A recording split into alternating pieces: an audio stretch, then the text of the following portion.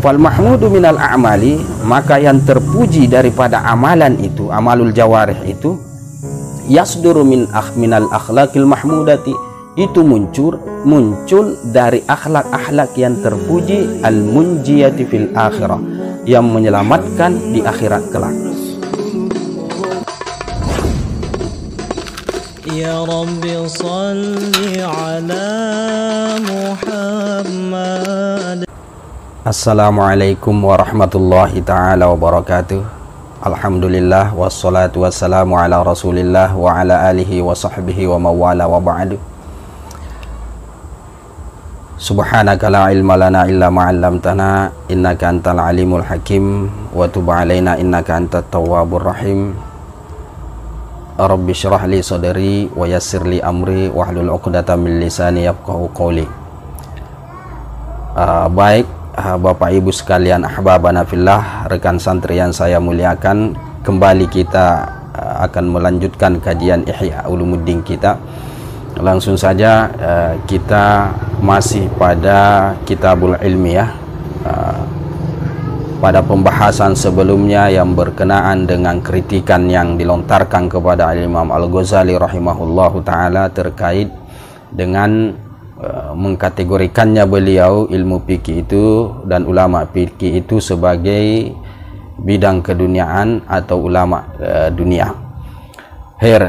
Di sini sampai pembahasan kita di sekitar sini ya. Jadi ilang qala al-musannif rahimahullahu taala wa nafa'ana bi ulumihi wa barakatihi fid dharaini amin.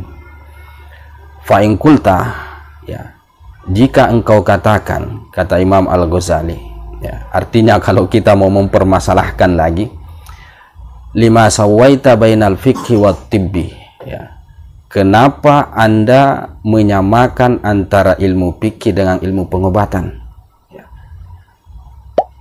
Idh tibbu aidon yata'allaku bid dunya wa huwa sihhatul jasadi wa dzalika yata'allaku bihi aidon salahuddin ya.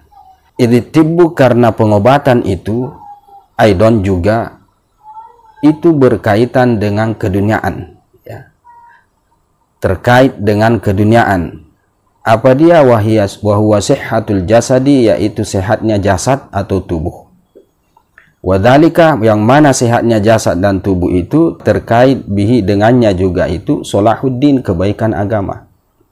Jadi kritikan yang kata beliau Anda dilontarkan kepada beliau, kenapa beliau mengkategorikan ilmu fikih itu sama dengan ilmu pengobatan. Dalam pembahasan yang sebelumnya ya, pembahasan kita sebelumnya, Al-Imam Al-Ghazali rahimahullahu ta'ala itu terindikasi menyamakan fikih dengan ilmu pengobatan. Kenapa? Karena ilmu pengobatan itu terkait juga dengan masalah kesehatan tubuh, yang mana kesehatan tubuh itu adalah bagian daripada kebaikan ukhrawi kita. Nah, itu bentuk penyamaan beliau. Wa hadhihi taswiyatu tukhalifu ijma'al muslimina, dan ini penyamaan yang seperti ini itu menyalahi ijma'nya orang Islam, ulama-ulama Islam. Sedangkan ijma' para ulama ya, bahwa ilmu tibbi dan ilmu fikih itu tidak sama. Ya, lebih afdal ilmu fikih daripada ilmu tibbi. Nah, kenapa beliau kok menyamakan itu? Nah, fa'lam, nah di sini beliau mau menjawab, ketahuilah kata beliau, anna taswiyata ghairu lazimatin, bahwasanya penyamaan itu bukan sesuatu yang lazimah ya, bukan sesuatu yang mulazamah, sesuatu yang mutlak ya, sesuatu yang senantiasa. Nah, tidak, kata Imam Al-Ghazali, beliau akui bahwa beliau menyamakan tetapi tidak secara mutlak, tidak secara mulazamah. Bal, akan tetapi kata beliau, bainahuma firaqun, antara keduanya itu ada beberapa perbedaan. Wa annal fiqha, bahwasanya fikih itu asyrafu minhu, itu lebih mulia daripada ilmu pengobatan, min salasati aujuhin, dari 3 bentuk. Jadi Al-Imam Al-Ghazali mengatakan di sini bahwa penyamaan dia itu tidak mutlak. Nah, beliau akui itu bahwa memang ilmu fikih itu masih lebih baik, masih lebih asyraf daripada ilmu pengobatan dari 3 sisi. Nah, ahaduha, salah satunya kata beliau, annahu ilmun syar'iyyun ilmu fikih itu adalah ilmu syariat. Huwa mustafadun minad nubuwati, karena ia itu diambil faedahnya dari kenabian. Artinya dia bersumber atau kita ambil ilmunya itu dari para nabi. Itu ilmu fikih. Bi khilafit tibbi, berbeda dengan ilmu pengobatan. Fa innahu laisa min ilmi syar'i, karena sesungguhnya dia bukan termasuk ilmu syariat, tetapi ilmu yang diambil dari tajribah, dari pengalaman, daripada penelitian, penemuan yang diolah oleh akal manusia. Lahirlah ilmu tib itu. Jadi bentuk kemuliaan ilmu fikih berbanding ilmu tib di sini dari sisi ini adalah ilmu fikih itu diambil dari nabi, sedangkan ilmu pengobatan itu bukan dari nabi. Oke. Wasani, kemudian yang kedua, annahu, bahwasanya ilmu fikih itu la yastaghni anhu ahadun min saliki tariqil akhirati albattatah. Ya, tidak kaya darinya siapapun, artinya semua orang pasti butuh, min saliki tariqil akhirah, dari mereka atau orang-orang yang menempuh jalan akhirat albattatah, sama sekali. Ya. Perbedaan yang kedua adalah ilmu fikih itu adalah ilmu yang dibutuhkan oleh setiap siapa saja yang melewati atau yang berjalan pada jalan untuk menuju akhirat. Orang-orang salik ilallah, siapapun orangnya pasti butuh yang namanya ilmu fikih. La sahihu walal marid, tidak orang sehat, tidak pula orang sakit. Artinya mau dia orang sehat atau orang sakit, pokoknya butuh kepada yang ilmu fikih itu. Wa ammat tibbu, adapun ilmu pengobatan itu, fala yahtaju ilaihi illal marda wa humul aqallun, maka tidak membutuhkan kepadanya kecuali orang sakit, dan mereka ini adalah orang-orang yang sedikit. Artinya kalau ilmu kedokteran atau ilmu pengobatan itu ilmu yang juga dibutuhkan oleh orang, tetapi orang yang mana? Orang yang sakit di sini hanya orang yang sakit saja, bukan orang yang sehat, karena orang sehat tidak perlu diobati. Jadi hanya orang sakit yang membutuhkan, dan ini tentunya adalah yang minoritas, yang sedikit. Nah, atas dasar inilah kemudian ilmu fikih itu masih lebih asyraf, lebih mulia daripada ilmu pengobatan. Oke. Wasalisu, kemudian yang ketiga, ya, alasan yang terakhir, ya, anna ilmal fikih, bahwasanya ilmu fikih itu mujawirun li ilmi tariqil akhirah, ya, itu berdekatan, ya, dengan ilmu jalan akhirat. Li'annahu nazrun fi a'malil jawarih, karena sesungguhnya ilmu fikih itu adalah melihat pada aktivitas anggota tubuh, amalul jawarih. Jadi pembahasan yang berkaitan dengan aktivitas anggota tubuh, ya, seperti bagaimana tata cara sholat, bagaimana gerakan-gerakan sholat, bagaimana tata cara haji, amal-amal haji. Tidak boleh melihat sesuatu yang diharamkan, tidak boleh mendengar sesuatu yang diharamkan, dan lain sebagainya. Ini kan terkait dengan pembahasan zohiriyah, pembahasan amalul jawarih, yang mana itu juga bagian daripada pembahasan ilmu fikih. Nah, wa masdaru amalil jawarih, dan sumber gerakan-gerakan anggota tubuh ini, ya, amal jawarih ini, wa mansya'uha, dan tempat munculnya, ya, hampir sama di sumbernya, sifatul qulubi, yaitu sifat hati. Fal mahmudu minal a'mali, maka yang terpuji daripada amalan itu, amalul jawarih itu, yasduru minal akhlaqil mahmudati, itu muncul dari akhlak-akhlak yang terpuji, al munjiyati fil akhirah, yang menyelamatkan di akhirat kelak. Wal mazmumu, dan adapun yang tercela dari amal-amalan jawarih itu, yasduru minal mazmum, tentunya dia bersumber dari sesuatu yang tercela juga, dari sifatul qalbi yang tercela juga.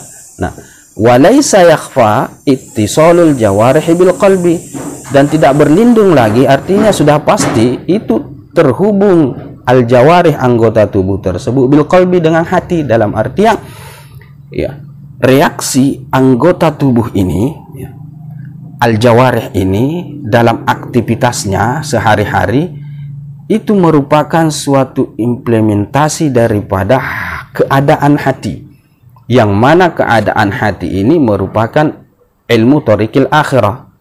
Nah, sedangkan al-jawarih yang kemudian menjadi implementasinya atau reaksinya itu adalah bagian yang dibahas oleh ulama-ulama fikih, oleh bidang-bidang fikih ini. Atas dasar inilah maka ilmu fikih itu mujawir, berdekatan dengan ilmu thariqil akhir dalam arti yang ilmu kebatinan itu.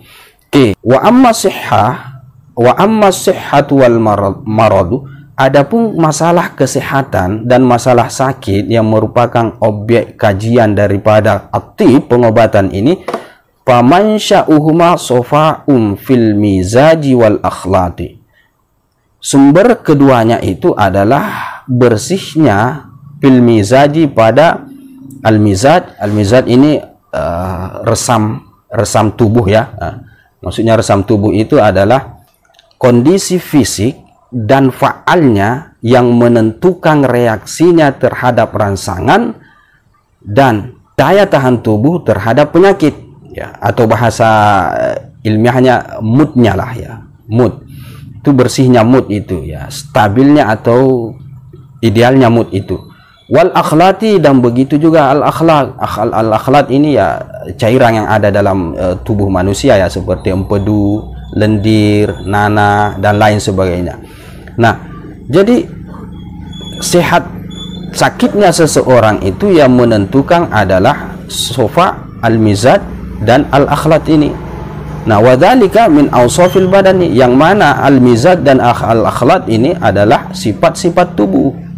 Dia adalah sifat tubuh itu, bukan sifat hati. La min awsafil qalbi, bukan termasuk sifat-sifatnya hati. Nah, atas dasar inilah maka ilmu fikih itu masih lebih asyraf daripada ilmu pengobatan, karena ilmu fikih itu dia berdampingan dengan ilmu thariqil akhirah, ilmu akhirat, ilmu kebatinan, dan tidak bisa dilepaskan itu. Kenapa? Ya karena reaksi tubuh itu bersumber daripada bersihnya itu hati. Nah, sedangkan masalah sehat sakit ini, reaksi sehat sakit ini merupakan dampak daripada kondisi fisik itu. Ya, bukan hati itu. Makanya ilmu fikih masih lebih mulia. Itu kata Imam Al-Ghazali rahimahullah ta'ala. Nah, famahma udifal fikhu ila tibbi. Nah, ketika disandarkan ilmu fikih itu kepada ilmu pengobatan, zahara syarafuhu, maka tampaklah kemuliaannya ilmu fikih itu melebihi daripada ilmu pengobatan. Wa idza udifa ilmu thariqil akhirati ilal fikhi, zahara aidan syarafu ilmi thariqil akhirah. Dan jika disandarkan ilmu jalan akhirat itu kepada fikih, artinya dibandingkan antara keduanya, maka zahara aidan, jelaslah juga kemuliaan ilmu jalan akhirat tersebut. Jadi urutannya itu yang paling di atas adalah ilmu thariqil akhirah, kemudian di bawahnya adalah fiqh, kemudian di bawahnya lagi adalah at-tib. Tetap ilmu fikih itu merupakan sesuatu bidang ilmu yang lebih mulia daripada ilmu kedokteran. Nah, itu kata Al-Imam Al-Ghazali rahimahullahu ta'ala. Jadi kesimpulannya bahwa Al-Imam Al-Ghazali walaupun dia samakan antara ilmu fikih dengan ilmu tib dalam pembahasan sebelum-sebelumnya, beliau mengakui bahwa penyamaan itu memang iya, tetapi tidak secara mutlak. Karena ilmu fikih jelas dia mulia dari tiga sisi ini yang sudah kita bahas tadi. Yang pertama dari sisi bahwa dia adalah ilmu syariat, sedangkan ilmu tib adalah ilmu yang bukan syariat.